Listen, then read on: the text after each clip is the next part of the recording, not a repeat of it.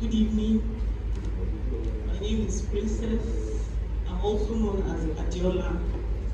I'm the lead consultant at Terra Advantage Properties. I want to talk on the application that is launching soon, which is called Rapavo. So Rapavo is an app meant for realtors.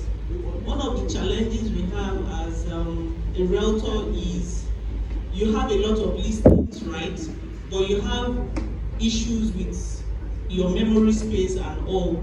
So Rapavo is like an all-in-one application that helps you solve that storage issue, right? So now you don't need to keep changing your phone every time, right? As this is an issue that is peculiar to realtors. So Rapavo has enough memory space for your property storage and all. So that is why Rapavo is being built. So very soon, Rapavo will be launched, and I hope every one of us here will have it on our phone and then you start using it. Yeah, so let's get into the business of the day. We are here to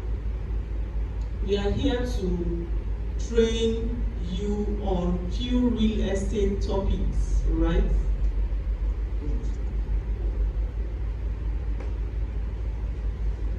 Okay, we are here to train you on. Okay, so we are here to train you on the topic how to generate more leads and close sales. So we know the real estate business is not for the weak. It is something that has to do with a lot of strategic thinking and smart move, right? So a lot of realtors have property listings. Listings is not an issue for them, right? But one of the issues they have is how do they close these listings or these deals they have? How do these properties, how do they get to the intended buyers, right? So this is one of the challenge every real estate or every realtor faces. So here we are just going to address how this challenge can be solved. Please, can you help me move to the next slide?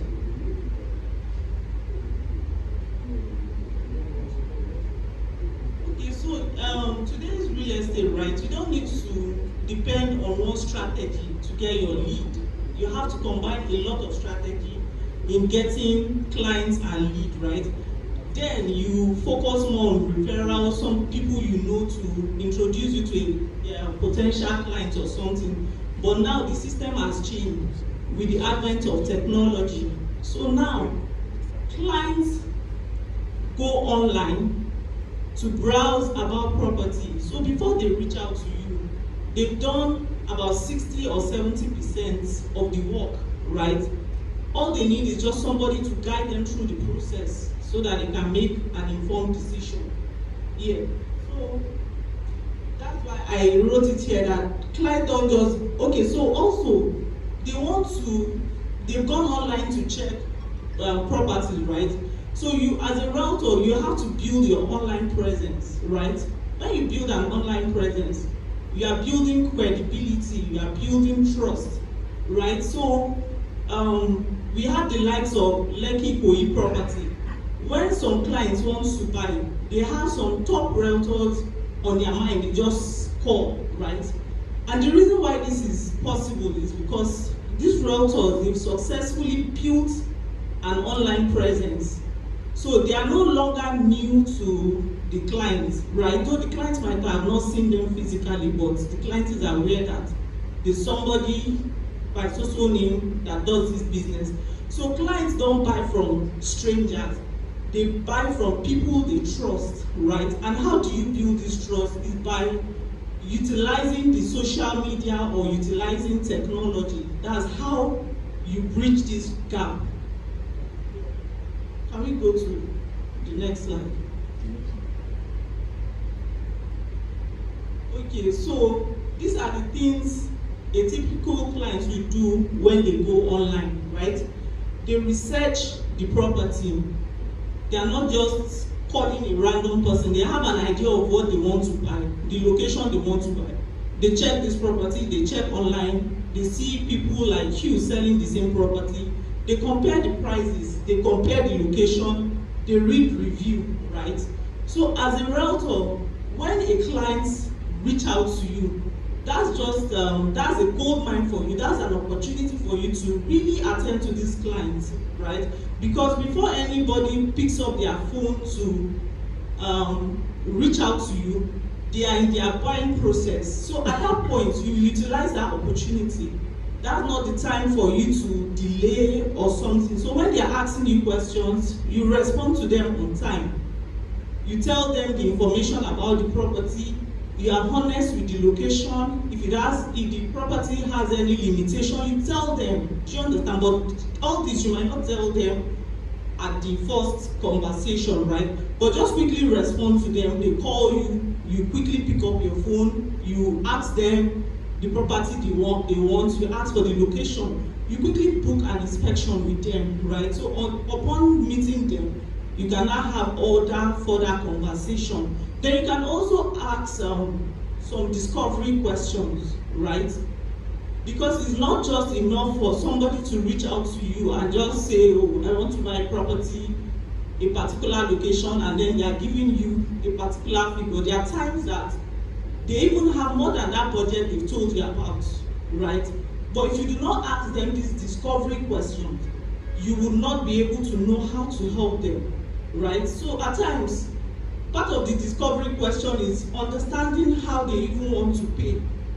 If they are paying outrightly, if they are using mortgage, if they will be open to considering other locations, right? So once you equip yourself with all this information, then you'll be better able to serve them well. So what your client needs from you, right? They need your fast response, they need expert advice, they need transparency, and they need you to be professional in your dealings. Can we move to the next slide? Okay. So here we are talking about how to build multiple lead source. Like I said initially, then we were always focused on getting referrals, but now technology has made life easy, right? Everybody is on their phone in 24 hours. Everybody can be on their phone for maybe 12 hours. That means your phone is the new marketplace, right? So you have to take advantage of technology.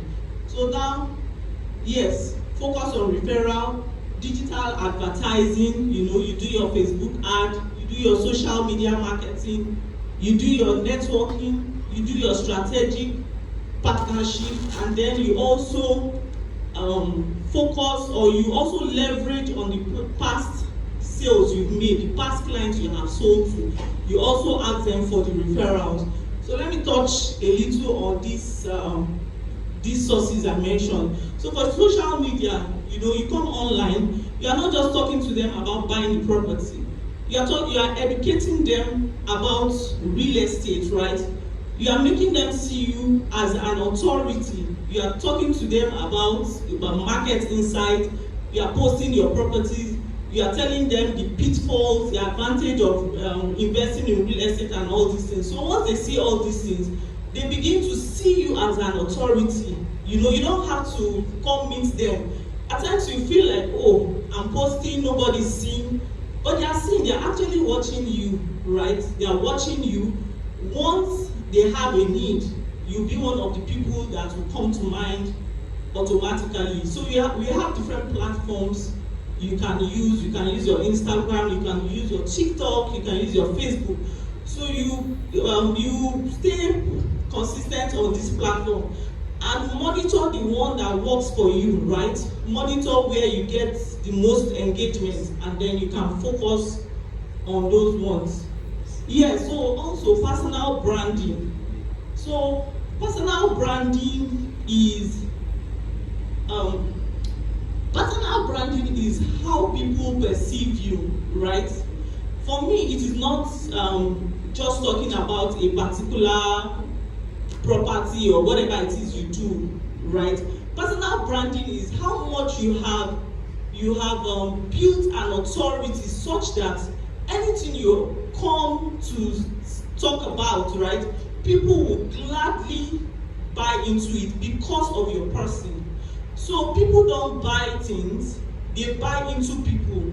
They don't just buy randomly. There are some people that when you mention their name, and today they might be into real estate, tomorrow they might be into health, anything they go into, because they have built such a strong personal brand.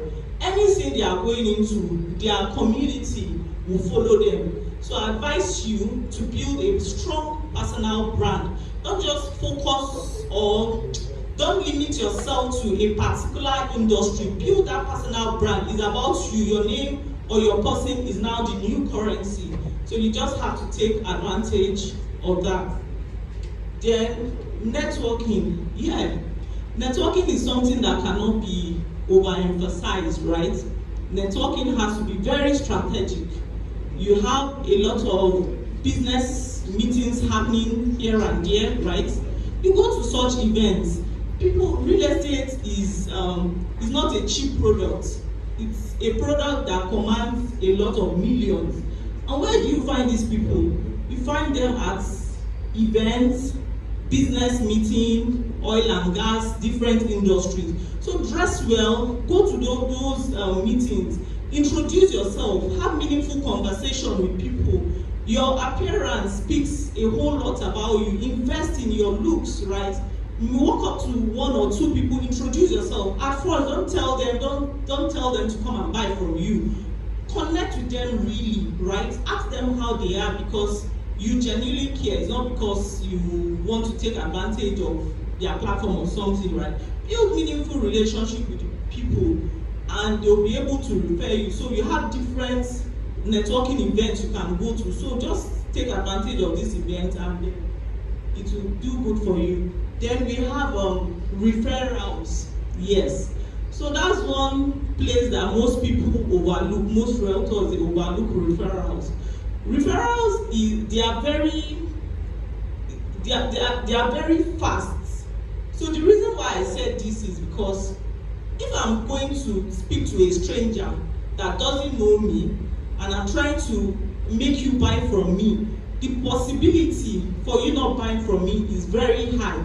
But if I'm coming to you through somebody that knows me and has spoken to you on my behalf, the chances of you giving me a listening ear is very high, right? So most people do not take advantage of this referral. But I trust you, it is a very good opportunity or it is a very good strategy that you have to imbibe or start doing from now. I remember then when I was working, right? Most of the businesses I close, I speak to people, my church people, I go and meet them. Oh, sir, this is what I do, this is what I do. Can you introduce me to your friends? Can you give me 2 or 3 of your friends I can talk to? And they gladly give me all these contacts. And when I talk to them, they are usually very receptive. Even if they are not buying at that time, they would give me a listening ear or they refer me to some other people. So your phone contact, that's a gold mine. You have to take advantage of it. I'll say this thing to you, this evening. Just go on your phone. You can pick 20 contacts from your line, right? Just reconnect with them if there are people that you've not spoken to in a while. And then you might not tell them to give you referral instantly. Just try and connect with them. Just keep it an habit. Then after a while, just ask them, oh, sir, man, this is what I do. I would like you to refer me to your colleagues or your friend or this. And you will be surprised at how they will react to you or the turn up. So leverage on referrals. Then, yes, I think I've spoken on digital advertising too. So I said the golden rule here is to build a lead generation system, not just random activity. It has to be systematic and strategic. Do you understand? You sequence them. You do this, you do this, you do this. At the end of the day, you are going to achieve a fantastic result. Yeah, can you help me move to the next slide? Okay. So here I said trust closes deals faster than sales skill, which is very true.